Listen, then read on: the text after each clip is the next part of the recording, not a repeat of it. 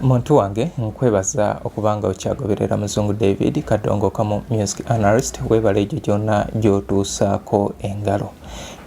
Webale okwagala Kadongo Kamu, webale okufaayo ku Kadongo Kamu. Kadongo Kamu ye musomesa gw'otasasulira nsimbi, so nga ye wali okubanga akutuusaako obubaka oba olyawo w'otasobola kufuna wabo b'owangaala nabo abo abakusomesa. So tuwongerere Kadongo Kamu tubanga twagala Kadongo Kamu ono azde.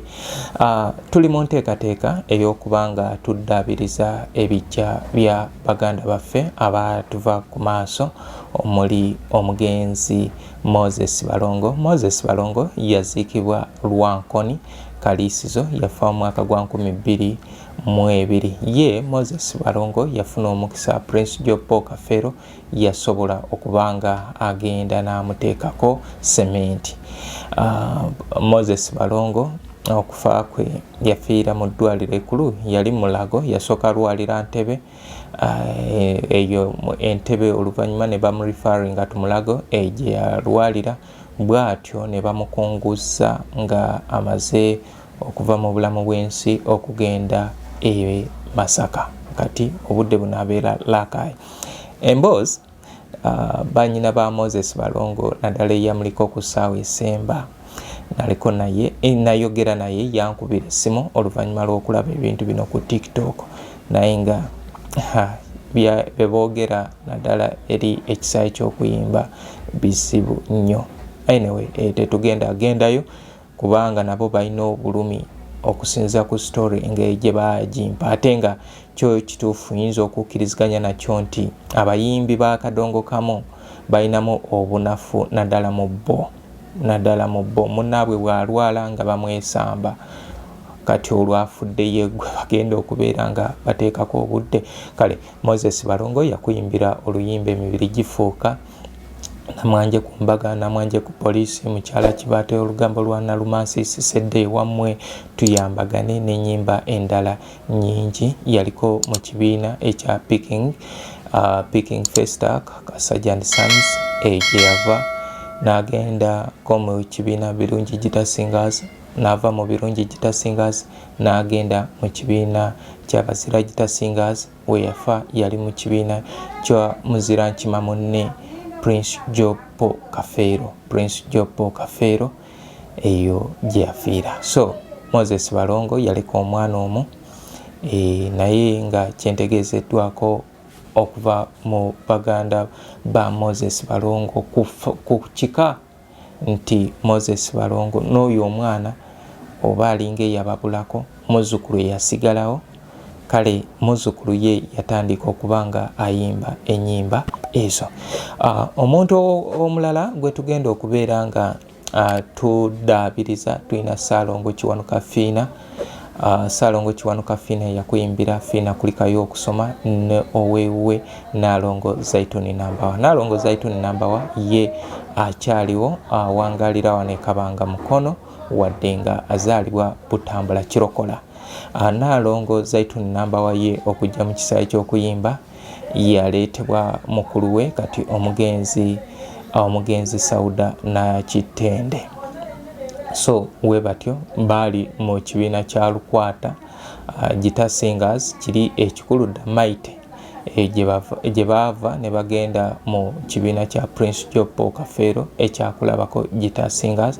Era Fiina kulikayo okusoma okufuluma baali eyo, gye baava ne bagenda ne bakola ekibiina kyabwe ekya Mukisa Guitar Singers. Mukisa Guitar Singers kyalimu abayimbi abawerako, naye nga Mamuli Katumba yali musaale nnyo kubanga oli naye yafiira mu 2021 nga ono yatambuza ekibiina ne Naalongo. Yaliyo Meya Mathias Mulumba wa Lukaga, manager Lubwama, Deni Farida Kiwawu Kyanfudu, nebeerayo omugenzi Sembusi John Bosco Kadolindo, ye koloneri ow'okusatu oyo gw'owulira mu luyimba Sepiriya Mulumbe lwa Sembusi. Bwe twadda ku kifuta ekitambo kya Mangada, yoyo gw'owulira yafa wano mu 2018. Twamuziika wano e Mutundwe nga 23 Desemba. Kale Ssaalongo Kiwanuka Fiina yafiira wano Kazo era nga bwenabategeezaako bwenabalaga vidiyo nga ndi ne batabanyiibwe Lusiba Kato Kent ne omulala Waligo Rogers. Embeera bakunyonyola butya kubanga Lusiba ye yali ategeera bulungi. Then ye babirye Barbara Nasaka gyali mu bufumba atokose ettooke awo mu bitundu by'emukono. So wano mu 2021 omutabanyi oyo Lusiba Kato yagendayo n'abanga amujja ku kisiraabu naye yali ku ttaka n'agenda n'amuyuwirayo enkokoto gye mulaba. Bangi bayogere ebigambo bingi lwaki abaana tebalima kubijja tebakola ki, naye obaolumu ebimu tulina okulekamu okulowooza.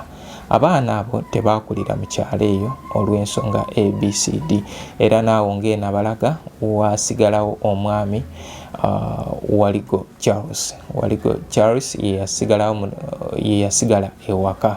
So embeera nejja nebeera bwetyo. Bingi byeyinza obutakugamba mu kamera naye oba oliawo tuliba tutuuseeyo mujja biraba. Nkujjukiza nti programu eno eteekebwamu ssente abakyengera pub basangibwa ali mu kibuga Kyengera. Mwami Mary Fred wali okubanga akwasaganya ensonga zonna. Mwami Mary Fred musajja nnyo wa kadongo kamu era ayina akakwate kadongo kamu. Omugenzi John Ntale eyakuyimbira ndi mbuzi nkuutaanya mu kulabode oyo omwami yali kojjaawe, ekitegeeza Mary Fred yali kizibwewe. Kale bwe tutyo bwe tutambula ne Kyengera pub. Bagamba genda weesanyuseemu, ayagala okubeera ng'osanyusaamu omubiri gwo, osanyusaamu obwongo, genda ebyokunywa ebyokusanyukirako byonna weebiri wali ku Kyengera pub. Onoonywawa nga tonywedde ku Kyengera pub, onokyakalira nga tokyakalidde ku Kyengera pub. Kikaya College and Vocational School bali wali ebulenga ku 7 bakugamba twalayo omwana bamubangule badde ne boarding arts ne sciences. Mwami Mubiru Charles yakwasaganya ensonga za Kikaya College and Vocational School. Ekyenjawulo ku Kikaya College and Vocational School kiri nti omwana owa secondary afuna services za vocational era buli kibiina kirina olunaku lwekigenda ku vocational okubanga kisoma. Ekitegeeza nti batadde omunauganda awalina okuba awatuufu.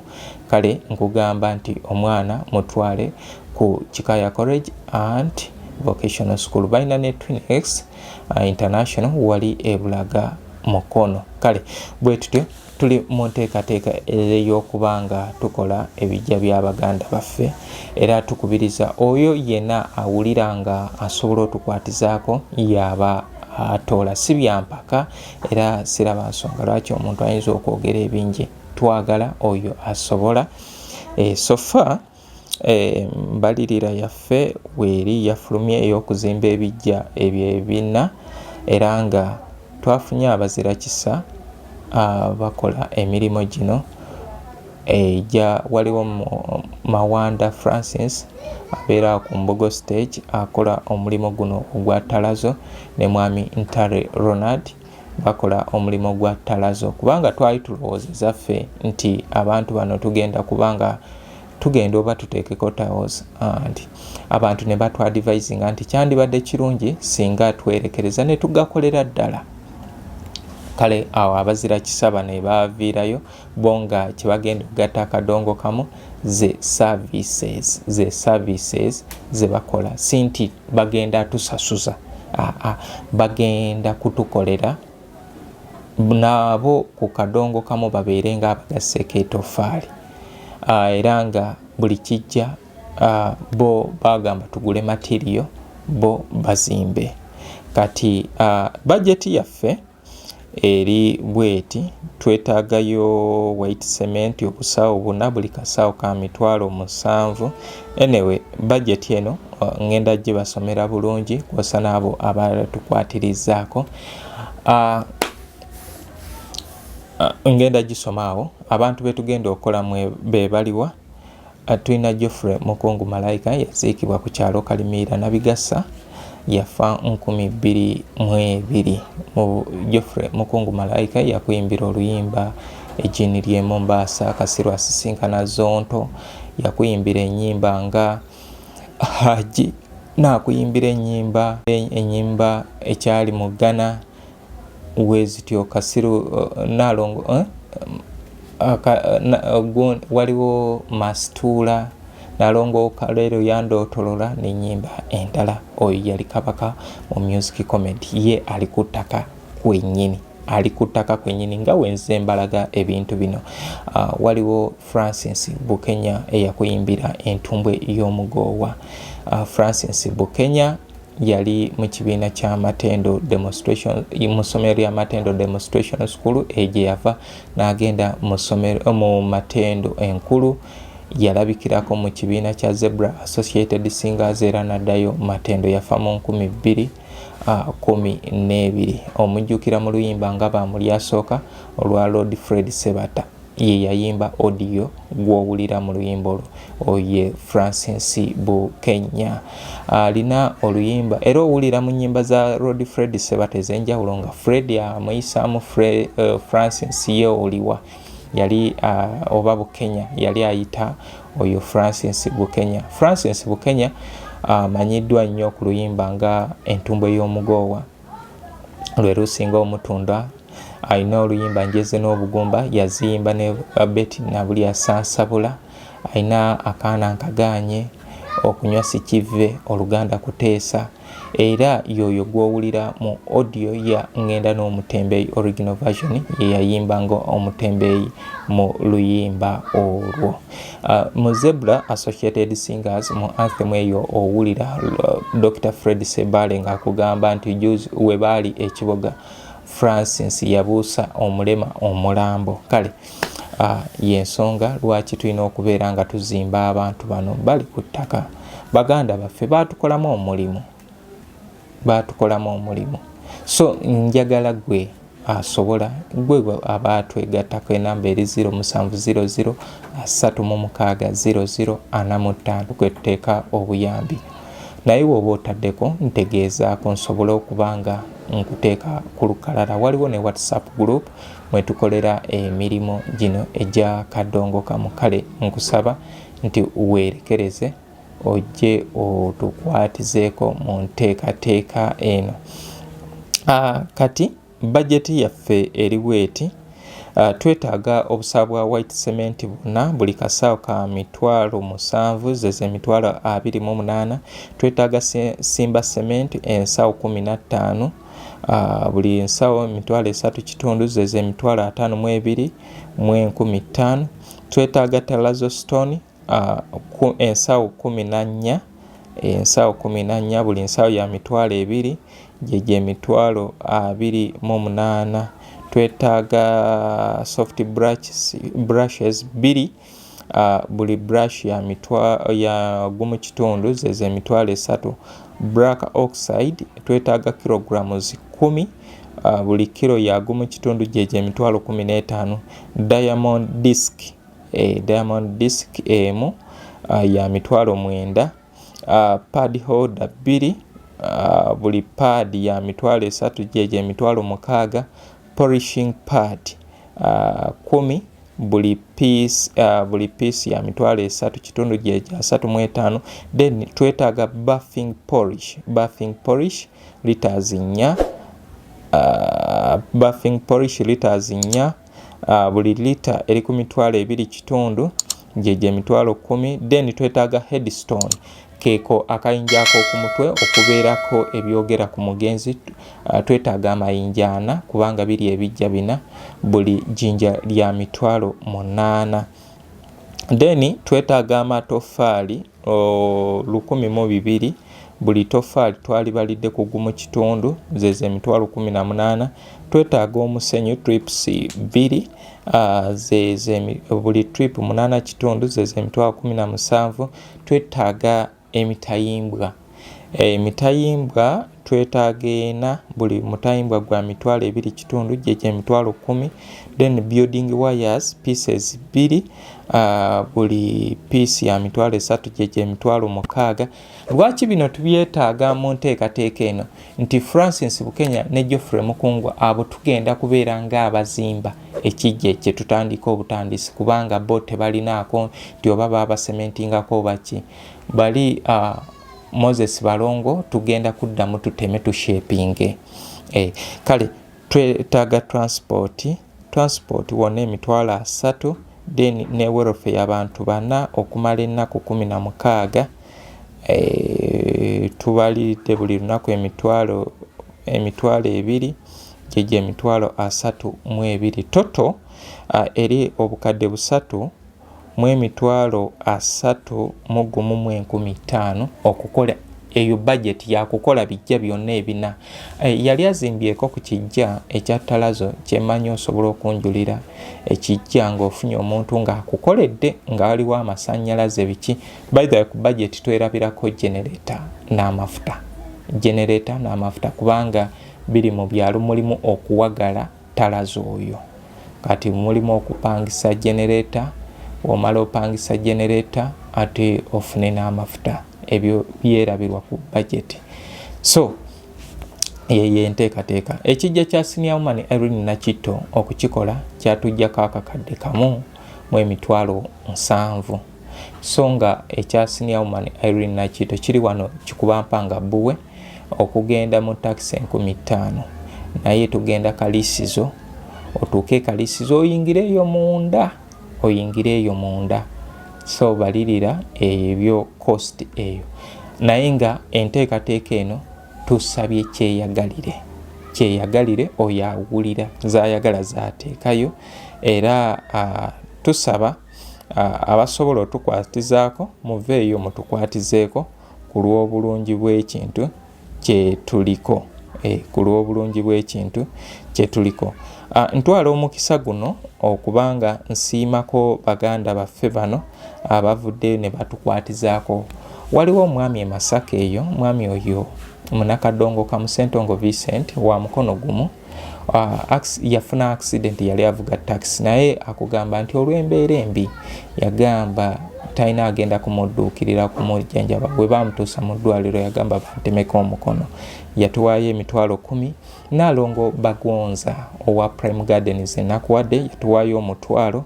Mayanja Matayo yatuwaayo omutwalo. Yekolera music analyst ensawo ya sementi. Namugumya Doreen nusu kanaana. Kirabo Christine omufumbe omutwalo gumu. Makumbi Junior emitwalo 4. Williams na Select okuva ku Mubende FM omutwalo. Delik Santos mutabanyi wa Harriet Sanyu yatuwaayo ensawo 3 eza cement. Then Sali Balaka Zamufuula yatuwaayo omutwalo. Wilex Mexes Nseleko omutwalo gumu kitundu. Salongo Kalungi Isabaka yatuwaayo emitwalo 5. Mpiso Semakura Richard yatuwaayo emitwalo 2. David Alex ono Munadini okuva Egaba omutwalo gumu. Matia Luima oyo muzzukulu wa mukadde waffe Matia Luima yatuwaayo emitwalo 3. Then Kajubi Abdul Shafiq omutwalo gumu. Kiwanuka Jafar emitwalo 2. Nambi Irene Williams okuva e Dubai emitwalo 2. Mukisa Godfrey omutwalo gumu kitundu. Bisirikirwa Olivia okuva Kayabwe emitwalo 2. Abdu Senteza omutwalo gumu. Sekimpi William omutwalo gumu. Nsubuga Godfrey omutwalo gumu. Kalema Bashiri okuva ku Mbabule FM program Kadongo kamu omutwalo gumu. Mare Fred owa Chengera Pub wa Chengera Pub emitwalo 5. Sebuma Joseph yatuwaayo omutwalo gumu. Ezo ze sente sofa ezakakuŋŋaanyizibwawo osobola ogatagatamu n'olaba ziri sente mmeka. Tezikola yadde ekijja ekimu kubanga mu kusookera ddala ekijja kyali kibaliddwa ku mitwalo zaali 5,860 buli kijja naye nga tezisobola na kubeera nga zimalawo. Naye later on we made some adjustments kubanga abamanyi ebya kuzimba amalaalo mwami Serugo Mathias okuva e Congo akola mulimu ogwo yatubalira buli kimu. So budget ne yeeyongeramu kubanga n'ekyennaku 16 era nakyo batutegeeza nti ezo nnaku ntono nnyo tezijja tumala. Ennaku ezo zijja beera ntono nnyo, ennaku 16 kubanga okukola ekijja naddala nga bakizimbako kitwala ennaku 3 kubanga ogenda n'otema n'olevelinga olwo lunaku, enkya n'okola design gy'oyagala n'ozimba design gy'oyagala n'oteekako cement. Kati ku lunaku olwokusatu n'ogenda n'oteekako talazo. Ku lunaku ebyo n'otandika okuwagala n'owagala, womala okuwagala olwo n'otandika okuteekako eyandibadde nga langi. Kisinzira talazo wabeeramu black, n'osooka n'osiiga black n'akala ate n'oddamu n'osiiga white. Kisinzirira obudde bw'enkuba bubayisiza butya. Kale ennaku 16 nazo ntono. Kati waliwo ebijja nga tekikolebwangako, ekyo kibalire ennaku nga 5 ku 6.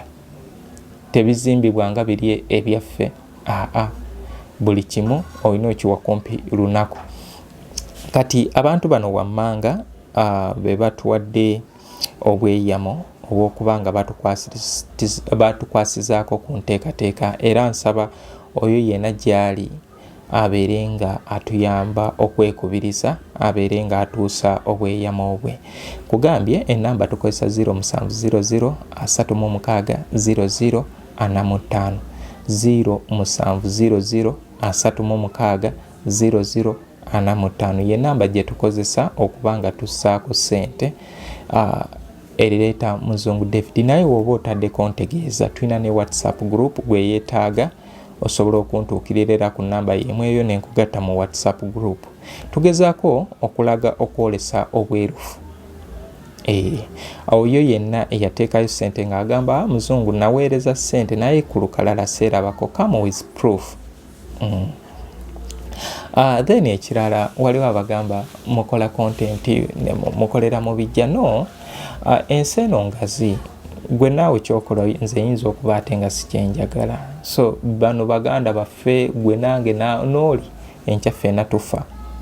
Enkya ffenna tufa, olwo lwe lugendo lumanyiddwa. Content buli omu alondako gw'ayagala. Tetunoonya likes. Era y'ensonga lwaki osanga nga ongoberera. Because of what I do, what I post. Gwotagoberera nze you block, you unfollow. Kale batuwadde obweyamo. Tulina Harriet Birungi Namabiro, omukyalo oyo tumbudde nnyo kadongo kamu, era nze mwogerako nti yenna abakyala, sina abakyala, ye president wa TikTok aba kadongo kamu. Yatusuubiza emitwalo 10. Mwami Kanakulya Uwomalu oyo nalina oluganda ku Livingstone Kasozi yatusuubiza emitwalo 5. Chikaya College and Vocational School batusuubiza naye teba disclosinga naye nze mumanyi kyasobola, era in time from now atutuukako Muzeeyi Kalali. Muzeeyi Kalali ono yakola ne Francis Bukenya, yasoma wadde nti basomera ne Francis Bukenya mu ssomero lyerimu erya Matendo Demonstrational School. Bategeeza nti Francis Bukenya kunsi teyaleka mwana. So tuyamba muganda waffe, taata we yafa, mama we yafa, ndowooza wasigaddewo baganda abali biological bali babiri. Then Muzeeyi Magala TikTok okuva Bunyaaka. Muzeeyi Magala yatusuubiza okuyimirirawo naffe era nga muntu agoberera nnyo Francis Bukenya. Yanyumirwa nnyo oluyimba okunywa sikive. Tulina Katumba Abdul Karim and Rio Rose, Charles Mugenyi Smart. Nno muluddewo bano bendi mu kusoma bibasookera ddala ka Police Mugabi Ibrahim, Rau Katongole, Katwere Peterson, Kibicho, Nsikote Yomba, Roni Mukisa yatusuubiza ensawo ya cement, Sava Motebi Ronald Owemmamba, Dr. Buwembo Abbas. Dr. Buwembo Abbas abeera kizibwe wa Suna Sekaka era okuyingira ekisaawe ky'okuyimba yayingira nga asikirizibwa Moses Balongo. Moses Balongo yali musajja mulema noono era naye musajja mulema, bombi bazaalibwa nga baana balamu naye mukula kuno gye baafunira obulemu. So Dr. Buwembo Abbas yanyumirwa nnyo Moses Balongo era n'ennyimba ezimu n'abanga yaziddamu. Kale Dr. Buwembo Abbas samba yasambyako. Benjamin Gibson, Kimera Patrick, John Gerard Kiwanuka, Katumba Abanike, Katumba Abanike okuva ku Centenary Masaka, then Mosaic Ahmad okuva ku Buddu ku Radio Buddu program Kadongo kamu n'ebirala. Katongole Josephine yatusuubiza ensawo ya cement. Kafero John Kafero John ono yatuukiriza Kafero John tanagira Rujja Moses ensawo ya cement. Serugo Mathias ensawo ya cement. Omwana Soda Senabulya Godfrey okuva Kalagi sawo yatusuubiza ensawo 2 eza cement. Semajo Munakyagwe yatusuubiza emitwalo 3. Omugave wa Arsenal TikToker ateekako nnyo ebintu bya Kadongo kamu, yategeezeza nti wiiki ejja agenda kuba atwegattako. Omulongo Jack Kizito Mwagala Events Mwagala Productions yatusuubiza emitwalo 2. Kibula John omutwalo 1 ne John Bosco Mulindwa Vumbi emitwalo 5. Sofa abo be bantu benina ku lukalala olwabo abaawa obweyamo okubanga bayimirirawo naffe mu nteekateeka eno. Nsaba nti mwerekereze tubeere nga kino tusobola okukijja mu ddiiro. Nkimanyi bangi gye bali eyo baseka balinze ekinaavaayo naye ebiseera ebisinga wenyimirira mu kintu mbeera determined. Ne DJ Kikofiira naye yagamba agenda kubanga atukwatizaako. Bangi bagamba lwaki tetuwandiikira ku Mau Kamuta oba Federations. Nedda, kubanga babimanyi bulungi nti bannaabwe gye babaziika tebali bulungi. Kwabo tekuli mwana muto, bona babimanyi bulungi era abo abasinga bakola n'abantu abo. Tetulina gwe tugenda association gye tugenda tuukirira, ye ajje atwegatteko. Ebyo waliwo yagamba tugende ewasali musale. Nedda, tetuli mu kola business mu bantu bano. Nedda, tuli mu kola ekintu ekyokunyumirwa. Twagala Kadongo kamu. Some of us naffe waffe bijja sibikole naye tulumirirwa bannaffe. Abantu bano batukolamu omulimu munene naye nga nkujjukiza nti Kyengera Pub kyekifo wogenda okubeera ng'ogenda osanyukire, gwe ayagala ekyokunywa, ayagala okuwummuza ku mubiri oba ebirowoozo, okusanyusa omubiri oba ebirowoozo, olina agenda ku Kyengera Pub. Kikaya College and Vocational School abo bali ku bya kusomesa mwana wa Uganda agenda wali Bulenga ku 7 wogenda obasanga ba arts ne sciences basomesa day ne boarding. Omwana wa secondary buli mu week buli kibiina kiina olunaku lwekigenda mu vocation. Ate ebyemizannyo nabo babitegeera bulungi, bazimba arena. Biri ebisaawe byetulaba eby'abazungu. Mwami Mubiru Charles yakiteeka ku Kikaya College and Vocational School, then ne games endala nyingi ze bakolerayo. Kale nkusaba nti werekereze. Kale muganda wange nkusaba bwe nti gwe yenna ali eyo gy'oli, nkusaba nga olumirirwa. Anaazina tokumba, kyonna kyoze nakyo tukyaniriza era tugenda kukyanjula. Abantu abaaliwo mu 2017 nga 2 Ogwokuna ndowooza munjulira twali tukola ekijja kya Senior Woman Irene Nakitto nga tumaze okusaba mu speech eyakolebwa twewaayo ne tukola olukalala lw'abantu ababakwatirizaako na buli omu ssente zaawaddeyo era ne balance twamukwata ne tumuwa family. So bwe tutyo bwe tukola era ne bano webigenda okukolebwa tubikole olwa baganda baffe kubanga batusomesa. Ate kino no kikyali kituuza. Abayimbi ba Kadongo kamu bonna abasinga ffe betuwulira betuwagala munnayi baziikibwa bwe batyo.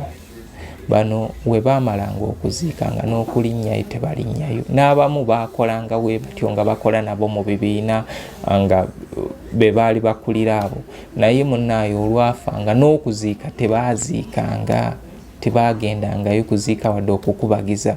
Kale buvunaanyizibwa bwaffe. Kadongo Kamu oba oli awo alina omusingi gwe yazimbirwako, n'ate ffe tetugenda kukkiriza tugutambulireko, tugezeeko. Naawe ali eyo oli muyimbi kituufu, enkya naawe ogenda naawe oyagala bano bakuyise we bati, lwaki tusima omusingi guno ogutalabika? Mwami Mulindwa Vumbi alina ebigambo juzi byeyatubuulirira ng'akyomera baganda be abayimbi olw'enneeyisa gye beeyisaamu. So nsaba nti tuleme kubeera nga ffe tukikuliriza nti bwe tutyo bwe tulina okweyisa. Dr. Buwemba Abbas menya ninde kaani boogedde ku nneeyisa y'abaganda baffe abayimbi, si nti tuze mu kamera oba kubavumirira, naye tulina ebintu bye tulina okukyusa. Guno omulembe kati kamera zitambula zooleka ebintu bingi, ate abantu babasuubira okubeera decent. So nsaba nti tugezeeko nnyo, twekwate tutambulire wamu mu ebyo bye tukola ffena. Nze Muzungu David owa Muzungu David Kadongo Kamu Music Analyst. Eyeetaaga ennyimba zino osobola okunsanga ekasubi ku basooka kwavula stage wenkolera emirimu gyange. Then gwe yeetaaga okubeera nga atukwatizaako mu nteekateeka eno, naawe nkugambye nti enamba eri 0700 36 0045. Waliwo abandyetaaze okubeera nga mulangira ku page yange ku YouTube biki, era naawe kozesa enamba yemu eyo ntuukirira twogere tubeere nga tusobola okubeera nga tukola. Mbadde n'ekikaya College okumala kati emyaka giringa 3 nga tulanga nabo. Kyengera Pub wuuyo naye atwegasseeko, business yo gireete. Emikutu gino gifa content, gye tukoma okola content gyakoma ogoyinga mu bantu. Ate namwe abatugoberera mutunoonyeeko YouTube weeri, naye oli ajje mu inbox yo akugambe Muzungu njagala kumbuulira kino. No, ate n'ekirala baganda bange waliwo abatutuma ebingi, gundi oli ye nga tonagendayo. Nono gye nagenda sigwe yantuma, gwe gumiikiriza kyenkuteereddewo kye tuba tugenda nakyo. Abantu baagala tukole ebintu bino naye you don't facilitate. Kati tuli wano tukaaba olwakana akantu akatono, naye nga teri asobola agamba nti avudde mu 10, naye nga akulaga akutuma kino na kiri. Waliwo abagamba mututerengako ennyimba z'abantu abo mu zigundi zino. Kituufu naffe tukyagala naye tetukisobola olw'ensonga waliwo kye bayita copyright. Copyright tetukkiriza nti tugenda tuuka nga tetusobola kube ennyimba ezo ziri copyrighted ezisinga. Kale muganda wange nkubiridde wano, naye nga nkusaba nti jangu otwegateko tubeere nga tukola enteekateeka eno. Nze Muzungu David Kadongo Kamu Music Analyst.